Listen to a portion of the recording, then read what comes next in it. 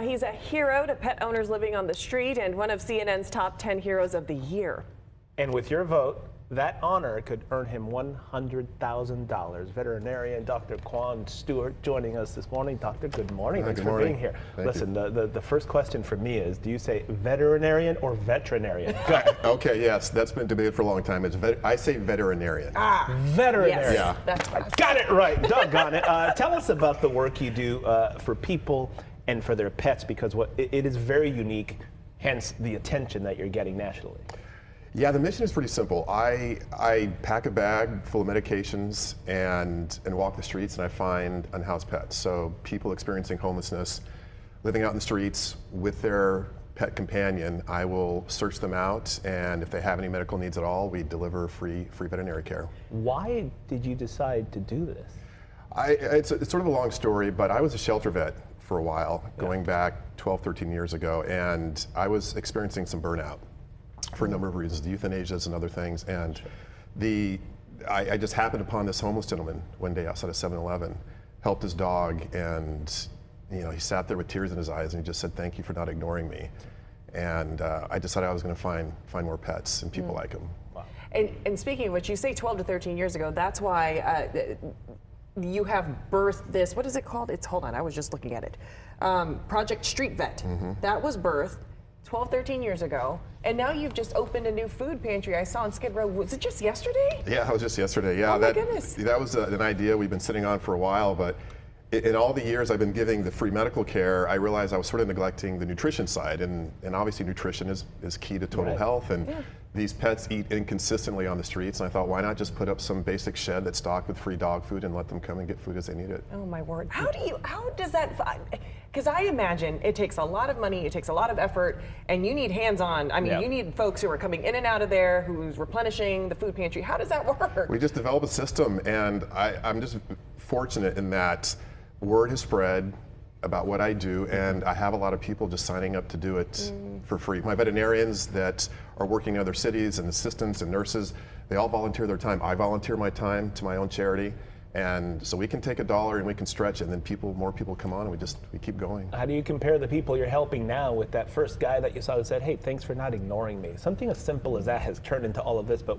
how do they react to you? And does everybody welcome your help, or are some people like suspicious, like, "Hey, who's this dude? Hey, I don't trust you." You know what I mean? How do you earn that trust from people? Yeah, that's a good question. I get that every once in a while, maybe just 2 or 3% of the time. Really? Wow. Yeah, I think when people know who I am and realize I'm there for their pet, nothing more. Right. As we say, it's no judgment, just help. I'm not there to take your animal or to judge you on how you're caring for your animal. I'm there to give care to your pet.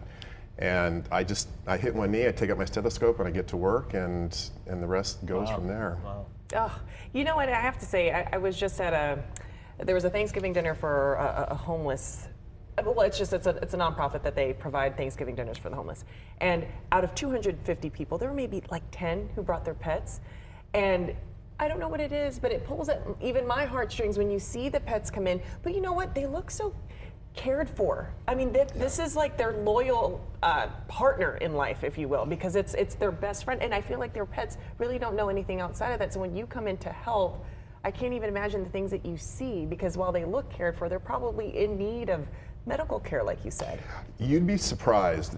They do remarkably well, these folks on the streets, with so little resources to take such good care of their pets. And I say that time and time again to dispel this myth that they shouldn't have pets. They're not in a position to do that. That's not largely true. They do really well. They're short on resources, yes, so that's where the medical care helps, that's where the food helps, but the love, the relationship, the bond, the sacrifices these people make, that's one thing I need to point out. I mean, you guys may have pets. Would you pass up on a meal, or would you give your last meal to your pet? Would you say no to a warm shower and a bed if they didn't allow your pet into that housing? I've seen that and heard that time and time again, because they are connected. And to a lot of these folks, these pets give them purpose, and they do prioritize their pets over themselves a lot of times. I want to talk about this honor potentially that you're up for with CNN and everything else. What would that honor mean to you? And the money obviously is going to help on so many different levels. Explain what this means for you. You know, since it was announced I made the top 10, which was a few weeks ago, it's just been a flood of support, outpouring of support, and the visibility to the mission has just skyrocketed. So I can't even imagine winning the top honor. It comes with $100,000, and it's really considered a global honor. It's going to be broadcast live in CNN. Wow. So to take that home, yeah, it would mean a lot to a lot of people who have worked hard to support the mission and what we do, and are inspired to, we're spreading to other cities. We're going to be opening a street vet team in New York here wow. next month. So we're moving. Yeah, I was going to ask you how people kind of catch wind of what you're doing, and it spreads, and every city suddenly will have someone like you out there. Is that kind of what you're seeing and what you want ultimately to have?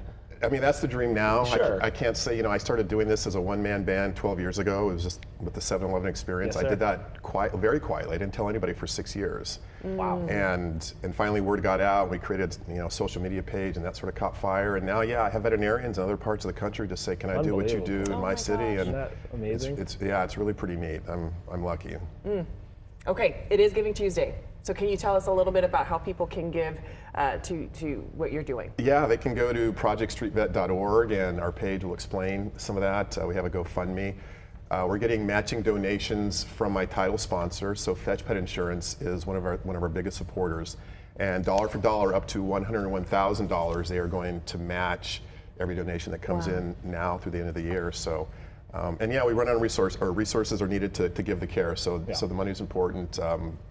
We provide probably the most important part, which is the talent and the veterinarians and the care, but medications and in-hospital care cost money. Listen, Dr. Stewart, you're the man. You're our new favorite person of the year. I say, this guy wins!